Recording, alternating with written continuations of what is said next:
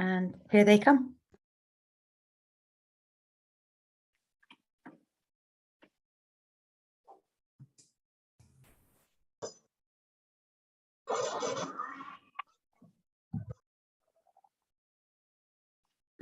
I'm going to be a super long meeting, but I hope I don't miss it. Welcome, colleagues. Wonderful to have you all back with us here at the UNGP Foresight for Systems Transformation session. We are going to get started here in just a minute. We have some colleagues joining us who are just making their way from the waiting room, so we'll give them another few seconds. Thank you for being with us. Great to see some familiar faces. We're also joined by some additional team members today. And so maybe while we wait, I'm going to quickly take a moment to introduce Darja. Darja is with us. Darja, if you want to give us a wave.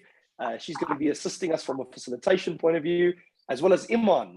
Iman is part of the SWAF team as well, often works with us on our training programs as facilitator. And so between myself and Johan and Darja and Iman, you may see us popping into your group work today to support you. Also, welcome to Claudia and the UNGP team, of course, as well as Delphine and the ITC ILO team. So, colleagues, we are in our first session here for the week, really a theory session, Module 1C. We're going to be focusing on a specific part of our Foresight foundations here today, really an opportunity to learn from one of our leading practitioners, one of our experts. And this session here is really going to set the platform for the next few weeks of work that we will be doing together. And so let's locate ourselves for a moment where we are in the overall process. You will have seen the slide a few times by now, but essentially what you're looking at is the overall learning journey. As you can see there in the little red arrow, we're in part C of Module 1, how to do a successful scoping of a Foresight experiment. So if you're already thinking about how to use Foresight in your everyday practice, today is going to give you, again, a set of tools that you can apply quite practically to that. To remind you on the right-hand side, those little icons refer to the SWAF four-stage process, the 5 operating principles. We're now going to be digging a little bit deeper into that first step on the 4-stage process, which is called scoping. And we'll say more about that as the session progresses. And so let's just talk about what the session is about. Before we get into that, let me take a minute and share an image with you. We've shared some of the images with you from early in the 1900s, Foresight exercise out of France. What do you notice that's interesting about this image? It was obviously an image of the future, looking out 100 years at what society might be like 100 years hence. Any interesting observations? You can pop something in the chat or feel free to unmute your mic if you want to observe what you find interesting about that image.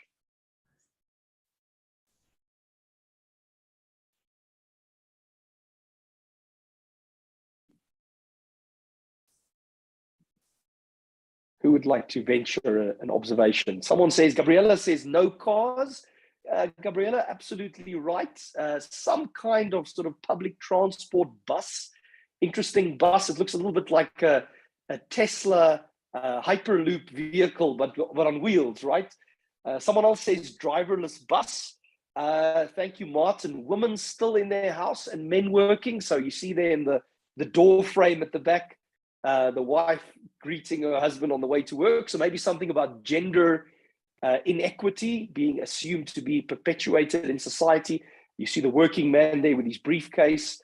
Teresa observing clean air, right? Surroundings. So this is a world in which some kind of environmental sustainability has been sustained, except for the fact, of course, that the city seems quite distinct from the residential area. If you look at the cityscape in the background, maybe that duality of living versus working is still a reality.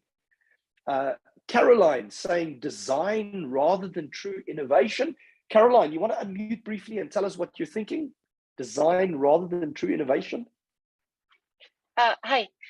Yeah, I was just like looking at the bus, like, and I thought it was driverless, but then I saw the little guy on top, which used to be the driver. So you still have a bus with wheels. We have like the bus driver that's there. So for me, it's just like it looks futuristic, but when you look past that, it's still like the same.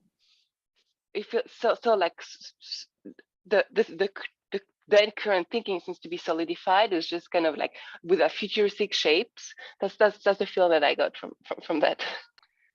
Very interesting, Caroline. So there's this tension between images of the future, a future that's truly different, versus images of the past that have been projected into the future, sort of that we spoke about last week, the used future or the colonized future, that somehow we seem to imagine a world where the future is the past with bells and whistles.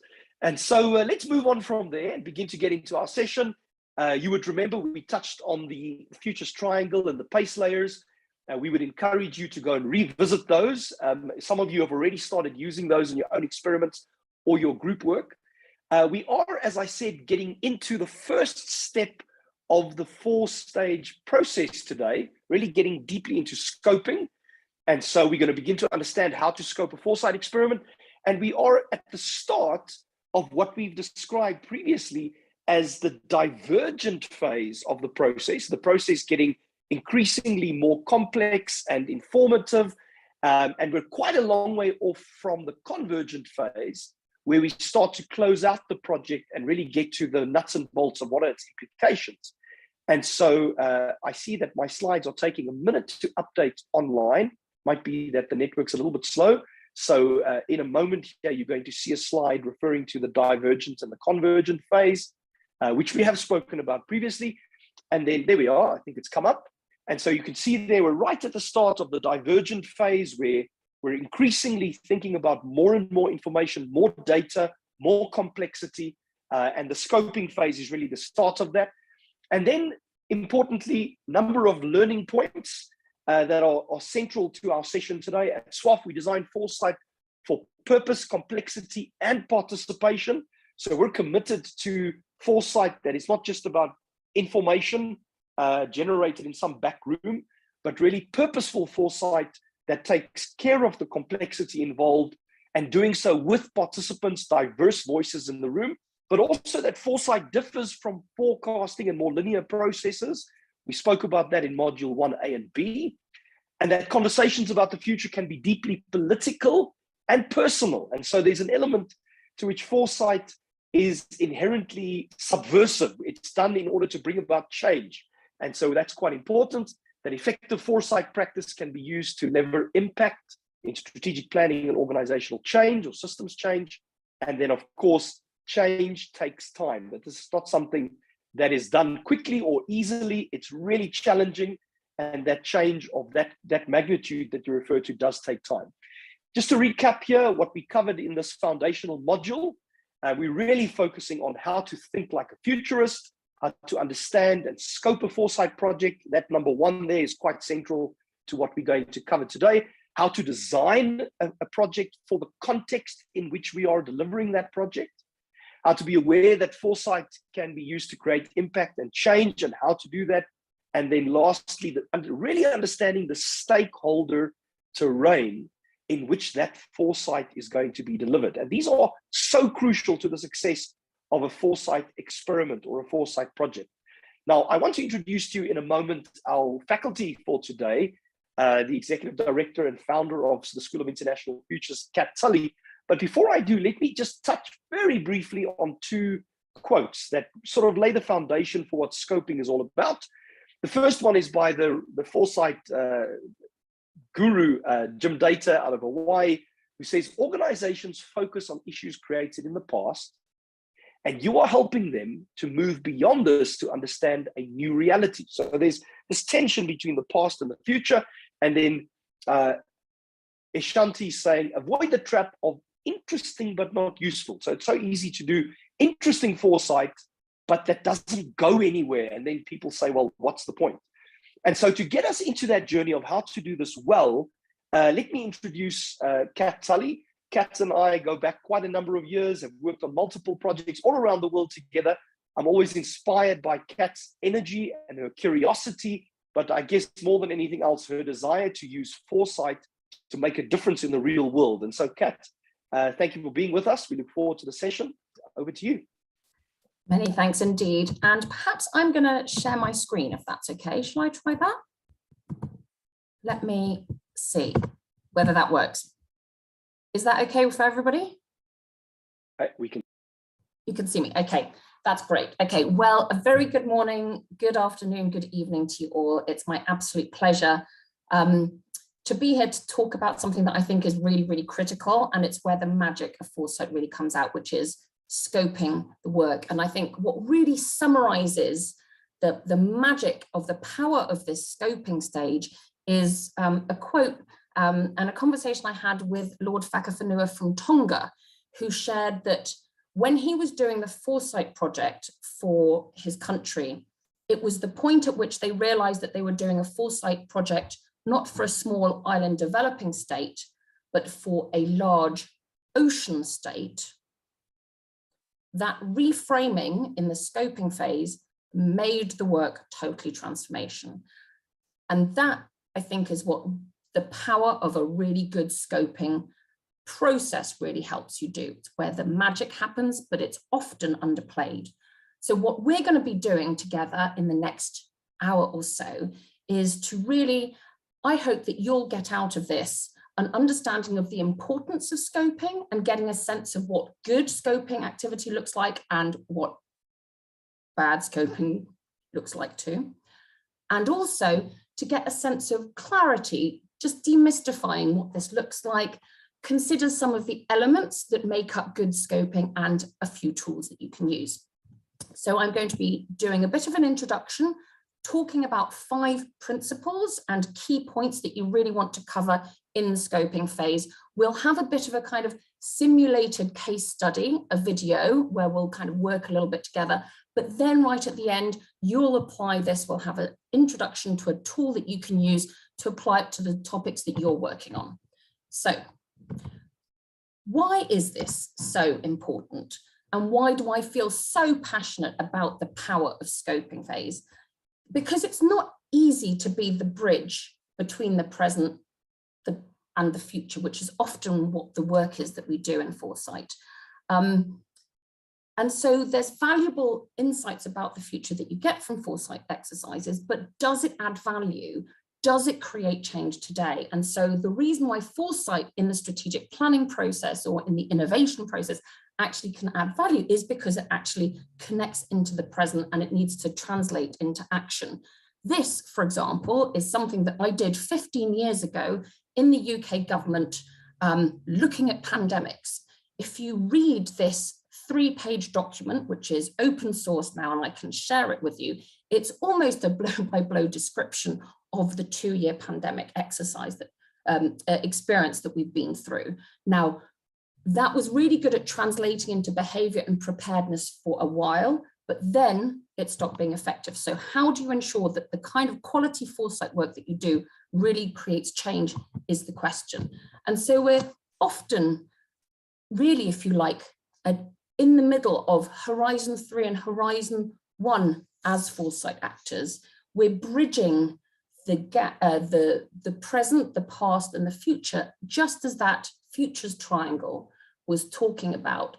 In any work that you do, there are influences, historical, present, and future, and you're trying to navigate the people who are interested to create change. And it's in the scoping note and the scoping process that you do that most effectively. And so the scoping stage kicks off this 4-stage process, which is a scaffolding through which you can start off with a challenge and an issue today on the 25th of April 2022. You can go into the future and then come back and having explored those futures, come back and change the world around you. It's a decision-making framework, if you like, this 4-stage process, a scaffolding that can help you design in the here and the now, a human-centered Foresight with impact project that has a start, the middle, and an end, but that really enables you to tap into all those forces that we've been talking about. And so this 4-stage process has come from a lot of research and a lot of good practice, looking at what really creates change. When you look at different governments and businesses and teams that do foresight really effectively, what do they seem to do together? And let's distill those insights. And effectively, you want to pretty much spend a quarter of your resources, including time, at each of those stages. And what tends to happen is that people tend to spend loads of time on ordering, looking at the future, a little bit of time on 5% of their time on implications, and very little either on scoping or integrating. But yet that is where the real magic happens. So just to recap, we are doing these exercises to create impact, often in unexpected ways that you don't know at the beginning of the project, and they take time and resources and political capital. And the full project design, you think through the 4 steps at this first stage. It's a bit like that in Einstein quote, you know, if I had an hour, I'd spend 55 minutes to really understand what the question and impact is. So that's what you're really trying to do. And I'm sure that you have, many of you have got project initiation documents of your own that you can integrate and enhance with what we're about to explore together. And really, it's important, but quite difficult to do. It is an art and a science. And so let's see how to go about doing that.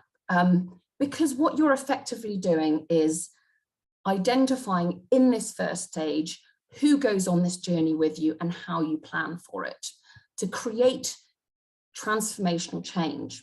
And you are often, in the work that you do as members of the UN system, creating networks for transformational impact. We are often working on issues around human rights, about women's rights, about issues to do with food security.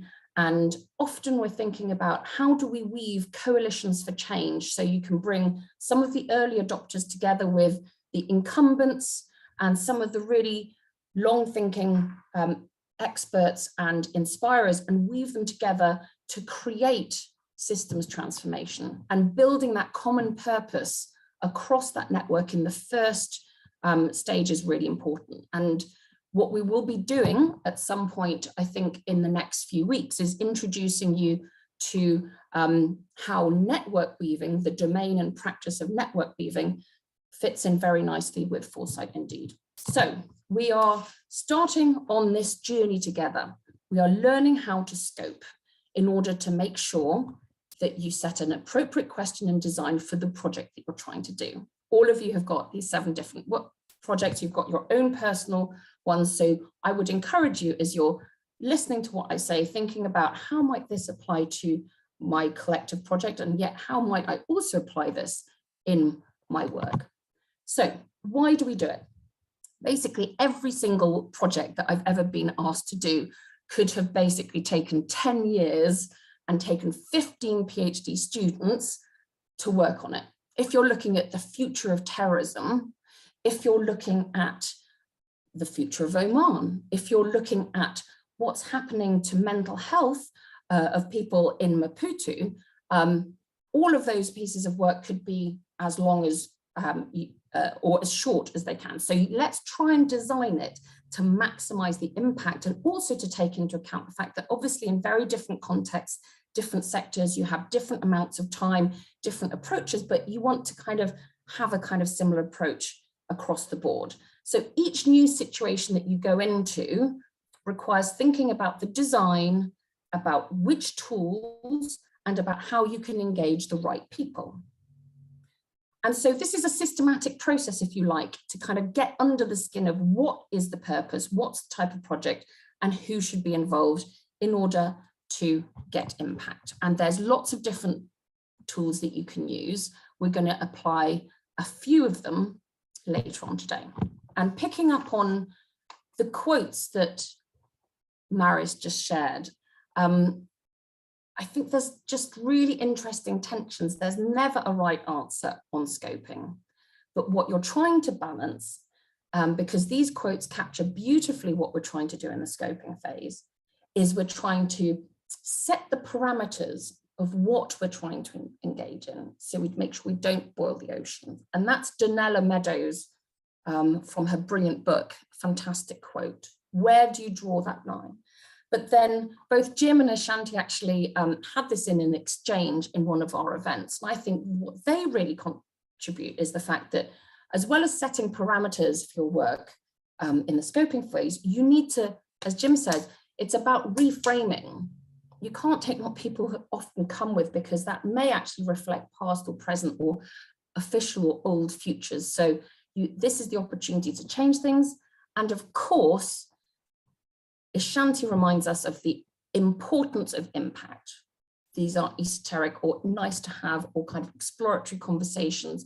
This is about, at the end of the day, having impact. So how do you always balance the tensions between them? So I'm going to go through 5 learning points throughout our session today.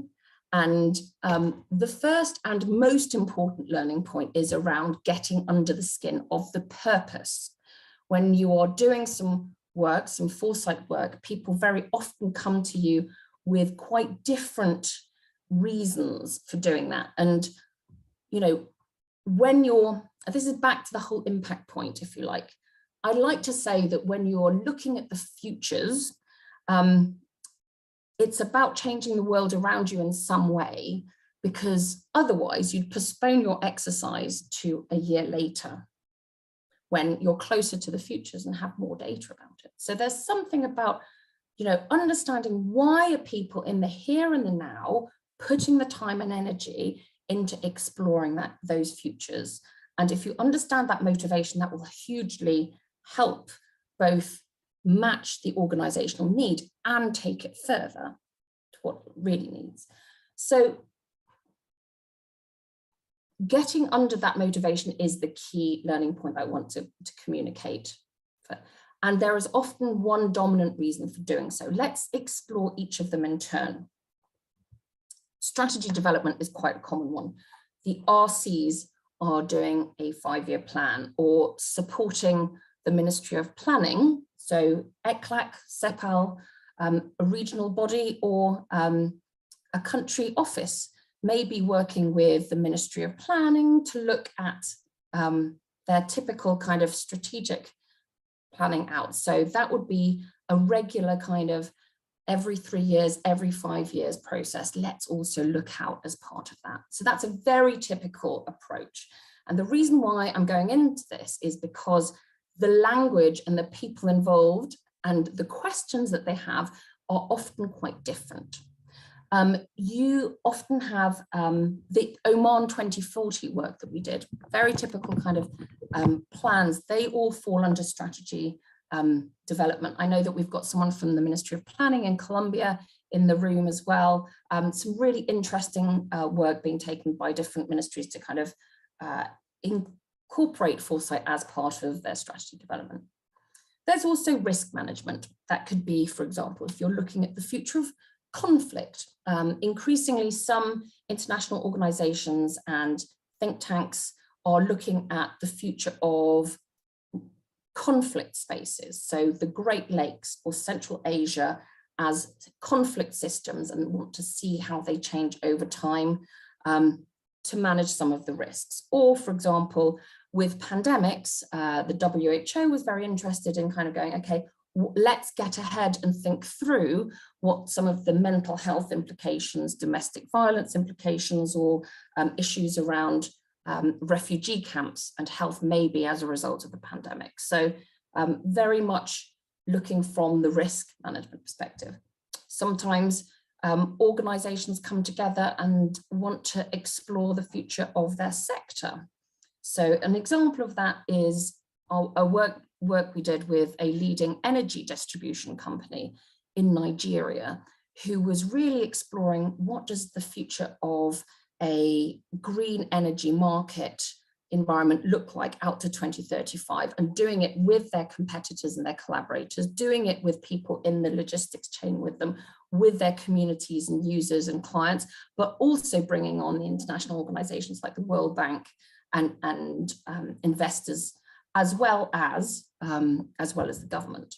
Another example of that is, some work we did working with some higher education institutions in Malaysia, exploring, if we look at the future of higher education to 2035, what does that look like? Because effectively you will have a cohort of Generation Alpha students. What are their expectations in terms of education, how they want to learn? You will have a growth in internationalization of the international higher education market. And you will have very different needs in the country for skills. So how do you do that, etc. And on leadership, it may be that there's a single leader that has come into the organization. Paul Polman's a good example, and wants to kind of really change it around. Or perhaps one organization like Bertelsmann in Mozambique worked with the other international organizations in Mozambique after Cyclone Idai going, let's not rebuild what was there before, let's bring together young Mozambicans and think about what does their positive 2030 look like, and let's rebuild towards that instead. So just giving you a sense of there are different ways that people get into this, and they are not exclusive, and very often you start off from a risk management perspective, but then you go to a sector or leadership perspective and participatory approach. So we will be posting this, I think, and sharing this with you, but this is a really helpful way of understanding some of the questions that people have when they come to you, and an indication of, aha, okay, this is about innovation. This is probably because there's a new disruptive technology that's just come in. For example, I'm working on food security, and I've just seen that there's some really new, interesting GM synthetic biology developments. Let me see about how that might affect us and the people that we work with and our goals. It may be organizational purpose. This has disrupted the field that I'm operating in. The humanitarian space is different. How do we, as the new humanitarian that's actually providing communications and evidence to the space, what does it mean for us in providing journalism and news and communications in the future? So very different questions, but ask those questions on the right-hand side and then challenge and build on them. So, as I said, it's not easy, but whether you're talking about a scoping process that identifies whether you're looking at, for example, the future of a small island developing state or a large ocean one, or as one of our colleagues on this call has done, working on, are you looking at actually the future of cars or the future of mobility? The language and what you're doing is really important. So let's bring this a little bit to life. It is an art and a science to do the scoping process. Let's do a live simulated exercise to see what this might be like. So this is an anonymized example of something that we did, and it's about basically strengthening democracy in a conflict affected region. And so what we're going to do is we're going to watch a video. I was asked to do this piece of work, and I basically got it wrong in my first scoping interview with the client. So I managed to get into my time machine, which is a very useful part of the Foresighters toolkit. And I went back and I did that video again. I did that interview again, and you're going to watch both of these together now.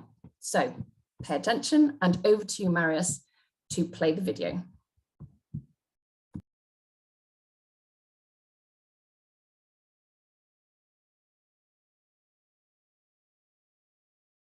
Kat has received an email from the Minister of Foreign Affairs of Blavia's private office, asking her to do some work on the future of Afritania. She has got a 10-minute meeting in the diary to get more information about the proposed project from the Minister. Good morning, Minister, and thanks for making the time to chat through this new commission that you've given our team to look at the future of Afritania. Good morning, Kat. Always good to see you. Very good. So, Minister, is there anything specific that you'd like us to look at? What are the political, economic, social and legal issues that you think are going to shape the future of Afritania? Politics, of course. We've got an election coming up, and it's unclear how that's going to play out.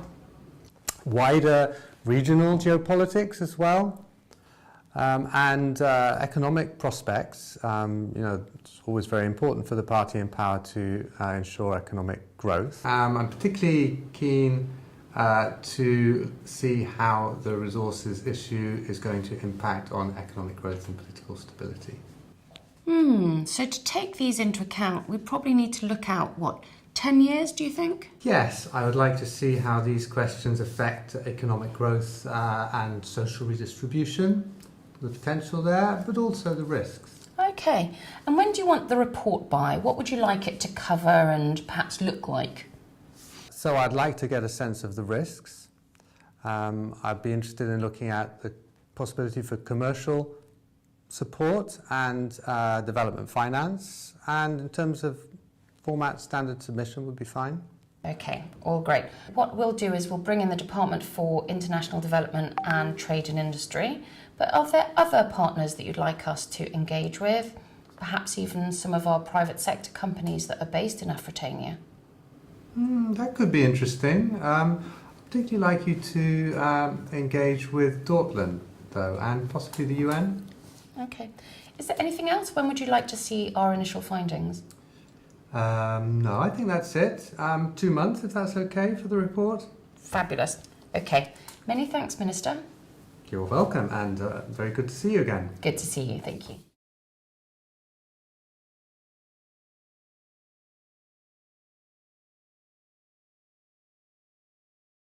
Good morning, Minister, and thanks for making the time to chat through this new commission that you've given our team to look at the future of Afritania.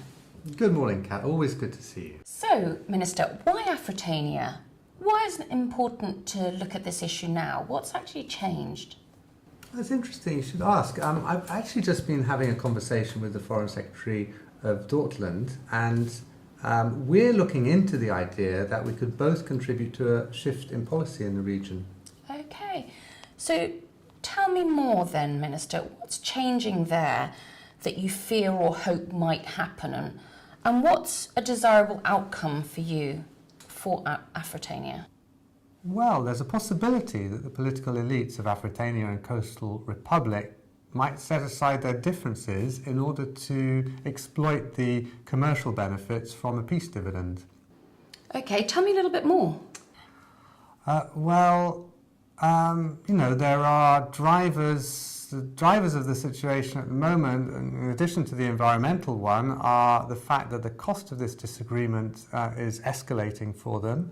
And on the other side of the equation, the dividend from an agreement on the resources issue would be significant. Okay, so this seems like a good thing.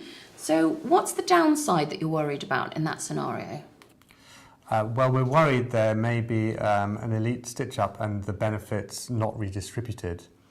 So we need to think how we can work with Afritania and Dortmund with Coastal Republic to ensure that negotiations take place within a UN framework. Okay, and in your view, what are the main opportunities for interventions in the upcoming years? Well, we're going to review the sanctions regime in a year. In a 4-year time frame, the UN mission is going to be reviewed. And then we're also interested, at the moment, the Coastal Republic is in the top 5 of our development assistance list, and we are going to need to be reviewing that as well in the 5-year time frame. So it looks as if it would be useful to do scenarios 10 years out, but look at early indicators and risks. How are you intending to use the insights that we give you in this project? Do you have anything specific in mind? We're planning a visit in the next couple of months, in 2 months' time actually, to the region with the Dortmund team. So that could be quite helpful. Of course, we'd need to have policies cleared in advance. Okay, so would it actually be helpful to do part of this work jointly with our counterparts in Dortmund? We could develop some quick and dirty scenarios and then work out policy responses and implications for how to kind of head off the possibility of a non-UN based solution. Well, that sounds very interesting. Okay. We'll be wanting to bring other departments as well, other departments across government. Would you be okay to chair an initial steering board meeting so we have representatives from each of the relevant departments signed up to our project? I don't see why not.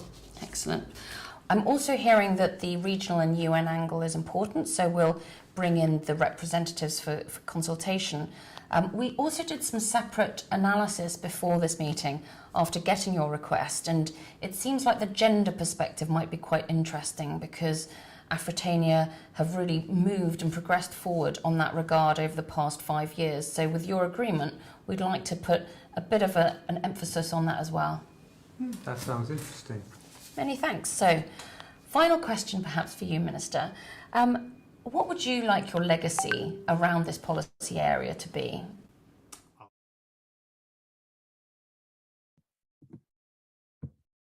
Okay, right. Let's work together. I hope you enjoyed that little terrible scene role play. It's a little embarrassing to watch again, but I hope it kind of brings to life some things for you, and it is intended as just a bit of fun to kind of spark off a conversation. So what we're going to ask you to do together now is spend 1 minute writing down your reflections individually, will be in plenary, on given what you've just watched and your experience, of course, what makes for good or bad scoping. 1 minute, and then we'll put you into random pairs and just discuss your thoughts for 5 minutes. And we'll spend a few minutes when you come back to take your feedback in the chat and also any contributions that you want to make verbally. So pick up your pen and paper, and I'll put my timer on for 1 minute for us to write down. Please write down your thoughts individually, and then Ruth will press the button and you will go into paired discussion. Given what you've just watched and your experience, what makes for good or bad scoping?